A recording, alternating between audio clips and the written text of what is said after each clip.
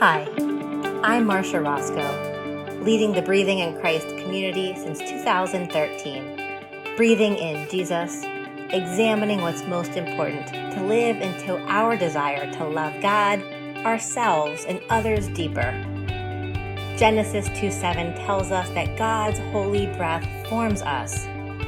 Are you ready to consciously connect to Christ one breath at a time? Are you ready to honor every aspect of your life, what you say, what you think and do, as sacred encounters with God and others? Breathing in Christ discovers the life God intends and is here to help you align your habits and your behaviors with God's love. Because after all, how we live is how we love. Again, this is Marsha Roscoe, and welcome to the Breathing in Christ community. Welcome to today's Breathing in Christ podcast, where we are launching the first episode in a new series called A Journey of Intentional Living. In this first episode, we're going to consider God's very first recorded question in history: where are you? This is going to be the starting point for our intention setting. So, where are you is this first recorded question that God asks. It takes place in Genesis 3:9. And I was reminded of that recently while I was reading Ann Voskamp's book, Waymaker. And she wrestles with this question and proposes that even right now, in this very moment, God is speaking this question to us. Found as part of this narrative in Genesis 3 is it's Adam and Eve. They have just eaten from the forbidden fruit, and they realized how vulnerable they were in their nakedness. Leaving them perhaps feeling ashamed, they try to hide from God, from themselves, and they assemble some leaves together as clothing, and they're walking along in the garden, and they hear God ask, "Where are you?" God was not asking them where they were physically. This was a much deeper and much more relational, personal question. And their time of deep vulnerability, perhaps feeling separated or afraid, lost or alone, or even wondering where do they belong, God asks, "Where are you?" This was God's invitation for Adam and Eve to step out of their hiding. As Ann Voskamp so eloquently remarks in her book, God speaks to them and us, inviting us out of our hiding place, out of self-torment. Because when we stay alone, we stay lost. But when the lostness ends, we notice that God is always with us, always attached to us. This is a term called Hesed love, Hesed. And Hesed love is this Hebrew word that is often translated as loving kindness or mercy or steadfast love. And it represents this unique kind of love, one that is characterized by faithfulness, loyalty, and a commitment to relationship. Hesed is central to the Old Testament, and it's used to describe God's unfailing and compassionate love for God's people. And as Ann Voskamp explains in Waymaker, Hesed is a love that persists even in the face of our brokenness and detachment.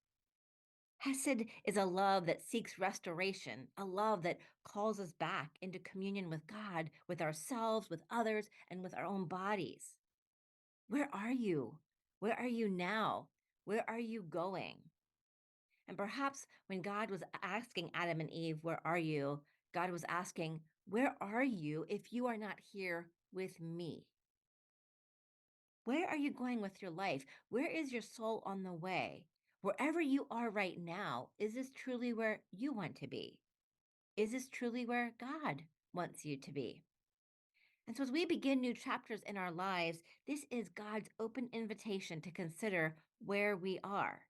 And when we can answer those questions, we can figure out where we are called to be, and we can set intentions for what comes next.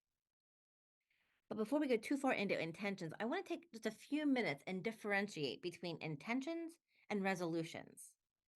Resolutions are pretty popular. They're firm decisions to do or not do something. They're often associated with a specific goal in mind. Intentions on the other hand, are more about being guiding principles or values that shape our actions. They're focused more on how we want to be and live in the world rather than a specific endpoint. And when it comes to flexibility, resolutions tend to be more rigid and specific and leave less room for adjustments and fluidity. And instead, intentions are often much more flexible, allowing for grace and adaptability and a focus on the journey rather than a fixed endpoint. Resolutions also emphasize a particular goal and it's very outcome oriented, where intention is about that process, the way of living. The mindset of a resolution often has this all or nothing mindset. Here we are, just a few weeks into the new year, and I'm sure there's plenty of folks out there that have just already blown the resolutions because success is often measured by all or nothing. Instead, intention embraces a much more gradual and mindful approach that recognizes that we have an ongoing commitment to live by our faith principles. And often, when I hear resolution language, it's very actionable. I want to lose 10 pounds by the end of the year. Whereas an intention might be more general that reflects the way of being. I would like to live more healthfully and would like to experience well being in the coming year. There's a difference between the goals and the experiences. And the focus on resolutions are often a very particular area or aspect of life, whereas intentions are much more focused on a broader approach that consider the way of living and being in all aspects of our life. What I really love about intentions is just like our baptism, every day, every moment is an opportunity for new life. Intentions do not need to wait for the turn of a new year. And as always, Jesus offers us another way, an abundant life. Intentions focus on the journey and the process of living from God's holy vine. We live in a world that is filled with so many distractions. Intentions act as guiding lights. They help us filter through the noise. They provide a clear sense of purpose and direction. And in our faith journey, attentions align our hearts with Jesus. They provide us focus, direction, and help us foster deeper connections to God and to others. For me, an intention is a guiding principle for how I want to live and be and show up in the world. Because I believe that intentions turn into choices, choices turn into habits, and habits shape our Christ character. So intentions are pretty critical. They consider the where are you and acknowledge that where we are in this very moment is not where we have to be in a few hours or even in the next breath. So, quick sidebar for a minute.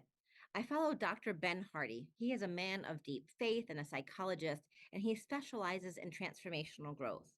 And he contends that it isn't the past that determines the present or future, it's that the present determines the meaning of the past. Because in the present moment, how we look at the past is what gives it meaning. And the future self is determined by who you are in the present moment. So your future self determines who you will be now and who you will become. And so I have come to understand and experience this as intentions. When we have intentions about the experiences we want to have in life, we make different choices now. If I want to be a more loving, compassionate person, I practice Jesus' love now. Intentions turn into choices, and choices become habits, and habits become our character. So, getting intentional for me is such an important part of our spiritual growth. Where are you right now in this moment? Can you hear Jesus whispering? Are you here with me? Do you intend to walk with me? Notice me. Our lives are full of choices, and we live in this rapid pace of society that can put us on autopilot. We have tons and tons of decisions that just up until this point in the day, we have made often without any conscious thought. Consider this. Just from the time that you get up in the morning and get to lunch, you have effortlessly navigated through a multitude of choices. Wake up routine choices, whether to hit the snooze button. What is the order of your morning hygiene? What clothes are you wearing? What is your morning beverage choice? How do you make that beverage? What do you put in it? What do you eat for breakfast? Is it an indulgent breakfast or are you fasting? Your technology choices. When do you check your email and social media? Do you do it before you get out of bed? If you travel to work or a destination, what route are you taking? How are you going to engage with your colleagues or family and friends? Did you take the stairs or the elevator today? What tone of language did you use in text messages, emails, or chat? How much light did you turn on in the room around you that you're in right now? And these are just a few. We are involved in so many decisions in our daily activities. It is not uncommon for us to make dozens, if not hundreds, of choices within a 4-hour time frame. These choices collectively contribute to shaping our experiences and navigate the challenges and opportunities that we face throughout the day. All of these choices, believe it or not, started with intentions. What are my health intentions? What are my intentions for how I look at work and what I wear? So, this is your invitation to live with intention, which means living with a purpose. When we set intentions, we pay close attention to how we think and act every day. Again, an intention is a guiding principle for how we want to be, live, and show up in the world. Because intentions shape our choices, choices become our habits, and habits become our character. So look at it this way. Intentions are like the compass of the soul. When our intentions align with Christ's teaching of love, compassion, and kindness, they contribute to a better world, building up the kingdom of God. God's question is our invitation to come out of hiding and be present, remembering that Hesed love, this attached love, God's persistent love is right here in the face of any brokenness or separation from the very next best version of ourselves in Christ. So, where are you? And how will you set intentions to clarify your values and desires so that you can live out your faith each and every day? In the next few episodes, we will begin to look at what it means to live in alignment with our values and faith beliefs and what happens when we don't. So, just for today, I invite you take a deep breath, connect with God, and answer, where are you? As God reminds you, God is right here.